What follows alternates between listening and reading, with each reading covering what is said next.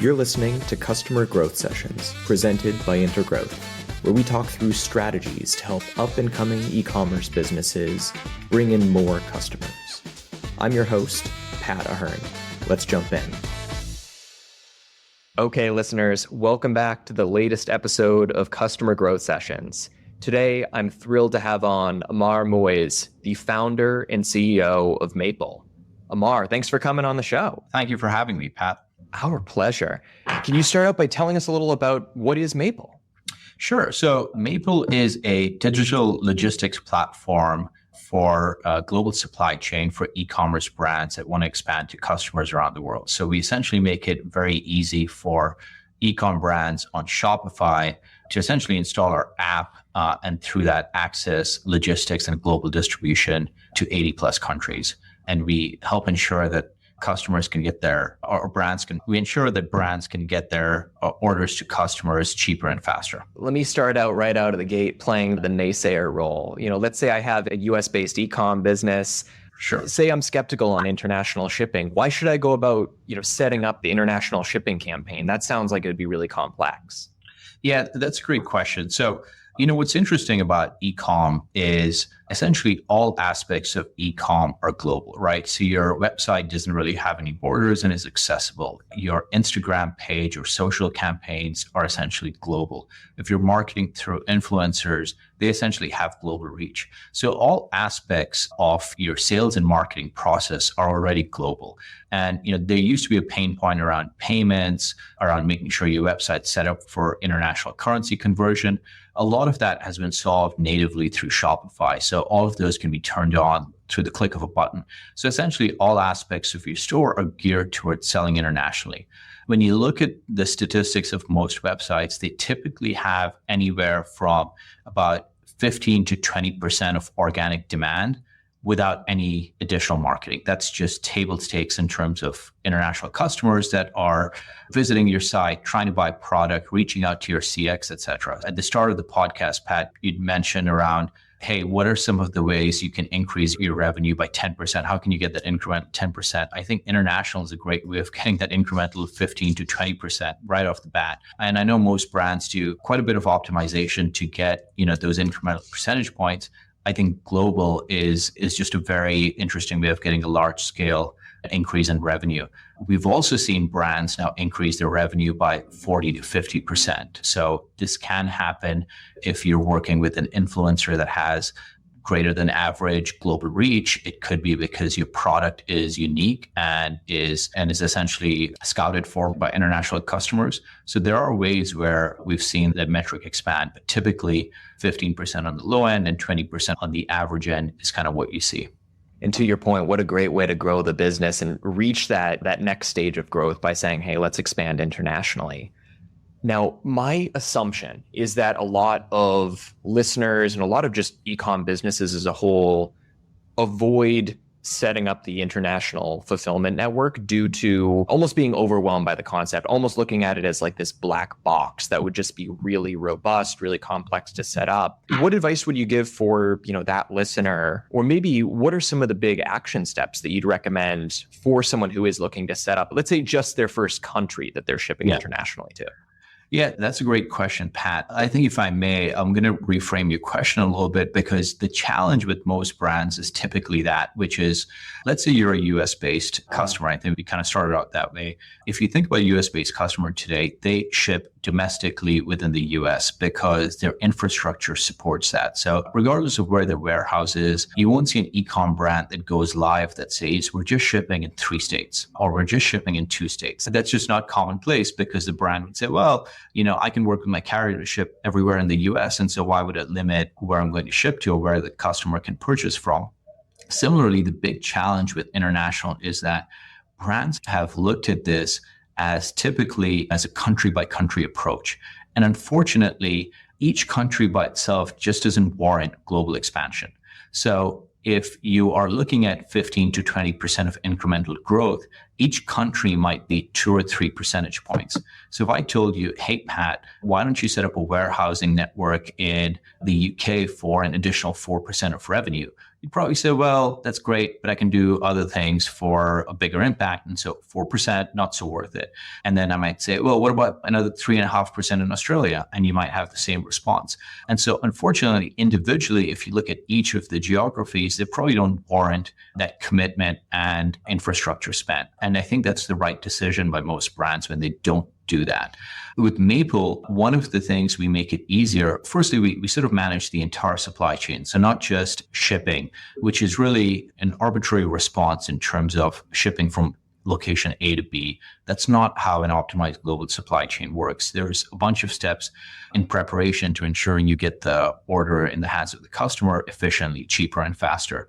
And so what you want to do is you want to leverage one location where you can access as many markets as possible. Typically, if you're based in the US, it's going to be very difficult to do that from the US. The US is geographically isolated. So it's a great market domestically, but if you're trying to ship something out of the US into an international country, it's going to be cumbersome. The export documents are cumbersome. The geography landscape is cumbersome. And most distribution centers in the US aren't geared towards international shipping. They're very much geared and optimized for domestic shipping, which is why you'll find a lot of warehouses in the Midwest.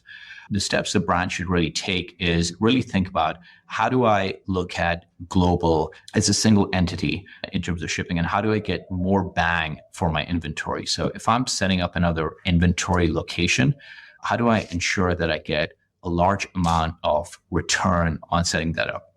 The benefit of working with Mayple here is that Mayple essentially has all of the infrastructure set up. So what you're doing as a brand is you're essentially installing the app. We read all of the data around your products. We help create that initial purchase order or transfer order from your existing warehouse. And then we manage all of the movement of goods. This includes moving the first mile of the goods to an international warehouse through ocean freight or air freight, whichever is optimal, ensuring we manage the clearance documents, shipping documents, customs documents, etc. And then we store it in an optimal location so that whether the order comes in from Australia or the UK or Sweden or Hong Kong, you can fulfill it from this location with cheaper and faster shipping options and get your product in the hands of customers. So this ensures that when you do work with Mayple, you're getting that increase of 15 to 20%. You're not chasing incremental 3.5, 4 percentage points country by country. Man, that's brilliant. As you put it that way, it makes so much sense. Going into this interview, I was thinking like, oh, maybe we can find, a list of 5 or 10 countries that are really good to start the international expansion to. But to your point of having kind of that singular, maybe multi-international hubs and really treating it as almost like a spiderweb network seems like such a good way to approach it. So within that, the immediate question that comes to mind, I would imagine there's a decent amount of legwork and a decent amount of investment that goes into enabling your business to ship internationally, even if you are partnering with Mayple. Are there certain either revenue milestones or other benchmarks that you typically look for in an e-com business before you say, hey, it's a no-brainer for you to start shipping internationally? This can very much depend on the brand in terms of certain anomalies, whether it's the type of marketing channel or it can be the type of product that may have an outsized impact internationally. So I wouldn't put a one-size-fits-all approach for everyone. But what I will say is typically we see brands that get to about $5 million in revenue to start really having an impact. And this is for 2 reasons. One is you have enough sort of, word of mouth, enough supporters behind the brand that sort of the voice and the message starts spreading to international waters. And so you have some of that organic demand coming in.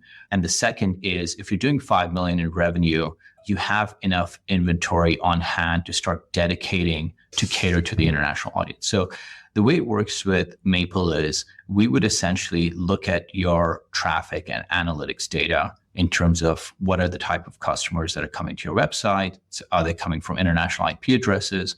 We would help you forecast what your international demand would look like over a period, whether it's a quarter or a couple of months. And then we would help identify and forecast the inventory you would need to cater to those customers.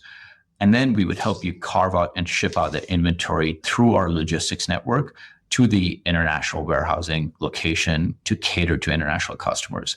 And then we have essentially a forecasting system that's inbuilt that helps you stay ahead of the demand curve, right? So as your international orders get fulfilled, you'll want to replenish that inventory. And again, getting the inventory to international locations may have a longer lead time, particularly if you want to use an ocean freight approach, which is cheaper. And so you want to have the right forecasting mechanisms built in.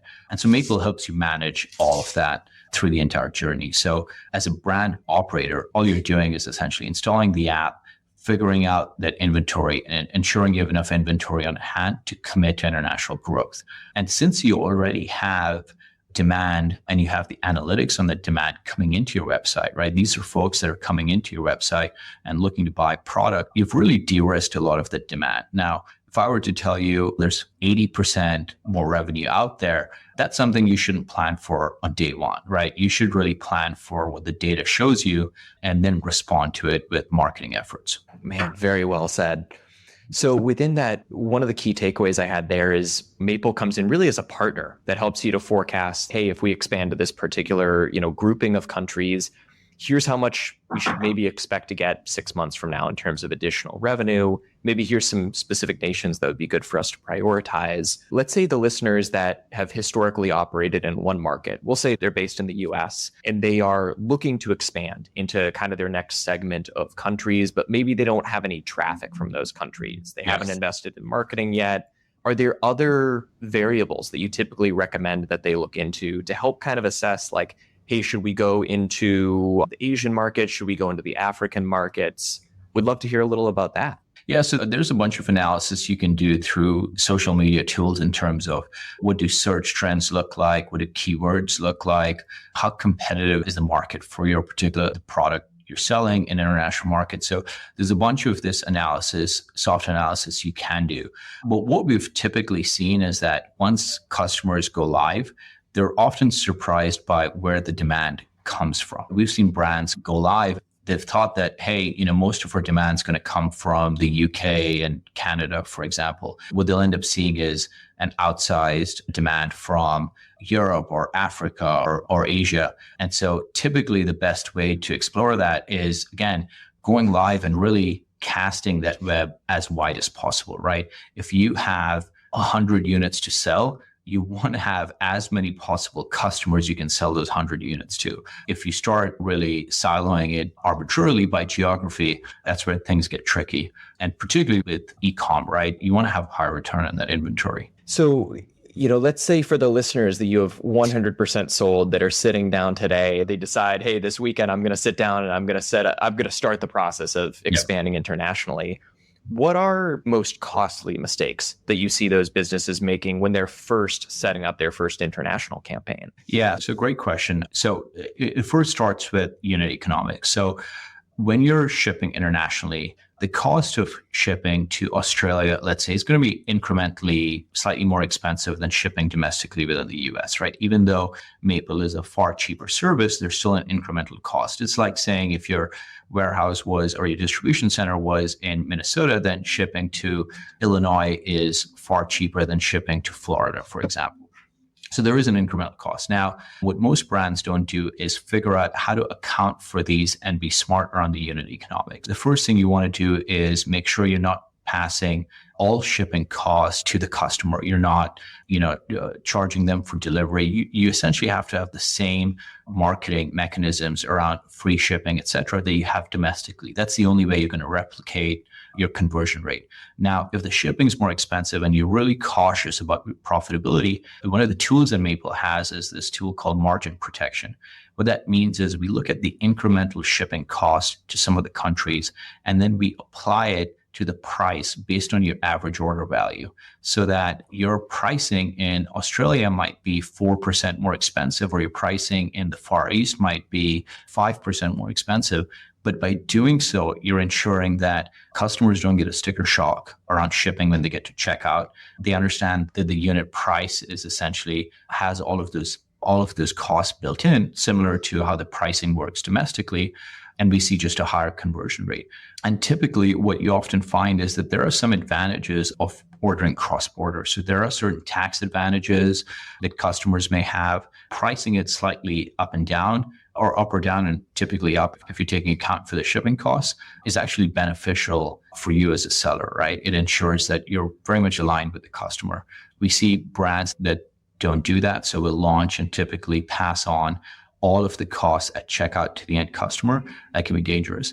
The other part is not shipping duties and taxes pre-collected. Some brands will essentially want to test it out by not having that as part of the checkout experience. And then you'll have a customer that orders something in Europe, and Europe, the VAT is typically built into the price of the product. So customers aren't used to getting the package at their doorstep and having to pay out the VAT fees. And it's typically things like that where you often see that experiment going wrong. Brilliant. Brilliant.